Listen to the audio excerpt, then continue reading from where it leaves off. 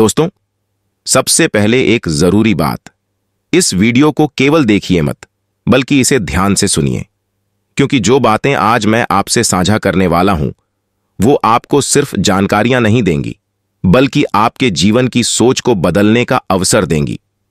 ये बातें गहराई में जाकर समझने वाली हैं, और हो सकता है कि आपने पहले कभी इस दृष्टिकोण से इन्हें न देखा हो। तो चलिए शुरू करते हैं, और यकीन मानिए, ये सफर आपके लिए बेहद खास होने वाला है। आज हम बात करेंगे नवरात्रि में कन्या पूजन की, लेकिन ये कोई साधारण जानकारी नहीं है। देवी भागवत में कहा गया है कि 2 से 10 वर्ष की कन्याएं कोई साधारण लड़कियां नहीं होती। इन्हें नवदुर्गा के 9 स्वरूपों का सजीव रूप माना गया है। जी हां, आपने सही सुना। ये वही बालिकाएं हैं जिन्हें हम अपने आसपास खेलते कूदते देखते हैं। लेकिन क्या आपको पता है कि इनमें देवी का प्रत्यक्ष रूप छिपा है? जरा सोचिए, 2 वर्ष की वो नन्ही बच्ची जो अभी बोलना भी ठीक से नहीं जानती, वही कुमारी कहलाती है। उसके पूजन से आपको क्या मिलता है? धन, आयु और बल की प्राप्ति। ये बातें सिर्फ धार्मिक ग्रंथों में नहीं लिखी गईं, बल्कि हमारे जीवन के अनुभवों से भी जुड़ी हैं।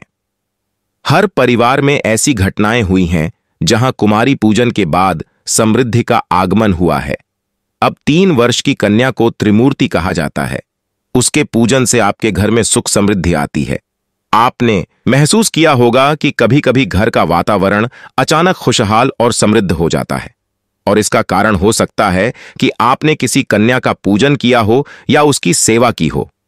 फिर आती है 4 वर्ष की कन्या, जिसे हम कल्याणी कहते हैं। उसके पूजन से विवाह और मंगल कार्य संपन्न होते हैं। इसीलिए कई परिवारों में कन्या पूजन को विशेष महत्व दिया जाता है, खासकर तब जब किसी बड़े शुभ कार्य की योजना बनाई जा रही हो। क्या आपको पता है, 5 वर्ष की कन्या, जिसे रोहिणी कहा जाता है, उसकी पूजा से स्वास्थ्य लाभ होता है। हम सबको कभी न कभी स्वास्थ्य संबंधी समस्याओं का सामना करना पड़ता है। उस वक्त इस प्रकार की पूजा और आस्था से जुड़े अनुष्ठान हमारे लिए आंतरिक शक्ति और आत्मविश्वास का स्रोत बन सकते हैं। अब 6 वर्ष की कन्या कालिका की बात करते हैं। उसके पूजन से शत्रुओं का नाश होता है। जीवन में कई बार हम ऐसी परिस्थितियों में फंस जाते हैं जहां हमें लगता है कि कोई हमारी उन्नति में बाधा डाल रहा है।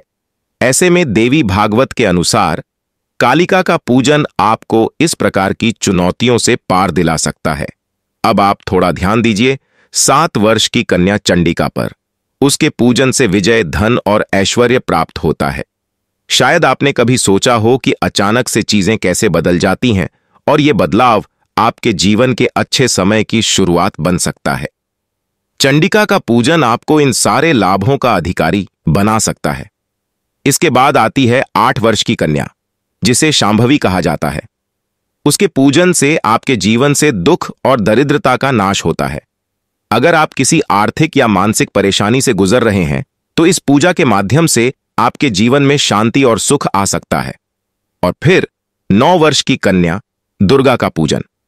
यह सबसे अद्भुत है, क्योंकि इसके माध्यम से असाध्य रोगों का शमन होता है और आपके कठिन कार्य भी सिद्ध हो सकते हैं। यह हमारे जीवन की सबसे बड़ी चुनौतियों का समाधान हो सकता है। बस जरूरत है सही श्रद्धा और आस्था के साथ इस पूजा को करने की। अंत में 10 वर्ष की कन्या सुभद्रा का पूजन। इसका फल है मोक्ष की प्राप्ति। हम सब इस जीवन को जीते हैं, लेकिन मोक्ष की प्राप्ति का महत्व असाधारण है। सुभद्रा का पूजन हमें उस परम लक्ष्य तक पहुंचा सकता है जहां आत्मा को शांति और मुक्ति मिलती है। तो दोस्तों, ये कोई साधारण परंपराएं नहीं हैं। ये हमारे जीवन के अनमोल हिस्से हैं। देवी भागवत में इन 9 कन्याओं को कुमारी नवदुर्गा का साक्षात रूप बताया गया है, और ये बातें हमें यही सिखाती हैं कि हमारे जीवन में इनका कितना महत्व है। लेकिन ध्यान रखें, 10 वर्ष से अधिक आयु की कन्या को कुमारी पूजन में सम्मिलित नहीं करना चाहिए। ऐसा स्कंद पुराण में स्पष्ट रूप से कहा गया है।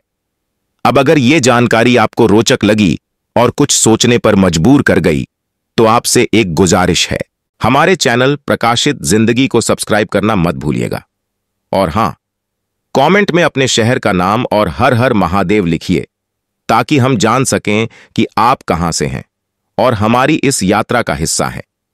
मिलते हैं अगली वीडियो में। तब तक के लिए हर हर महादेव, जय माता दी।